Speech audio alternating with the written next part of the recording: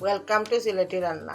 আজকের ইফতারের রেসিপি হইল সানা পোনা। 3 টেবিল চামচ তেল, 1 কাপ পেঁয়াজ কুচি কুচি করে কাটা,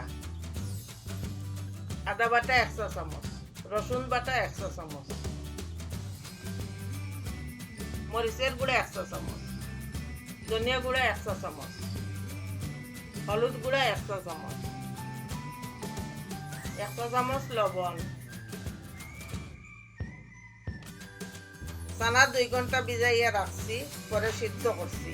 4 কাপ চানা, 2টা আলু সিদ্ধ করিয়া পালা করে ম্যাশ করিয়া রাখছি। কাঁচামরিচ 3টা, 3-4 মিনিট পালা করে বিরান করব। টমেটো 1টা। ওই গেল চানা পোনা। এটা শুকনা মরিচ লেবু দিয়া খাইলে খুব tasty. Thank you. Welcome to Sylheti রান্না। আজকে রমজানের রেসিপি বানাইলাম ডালির বড়া।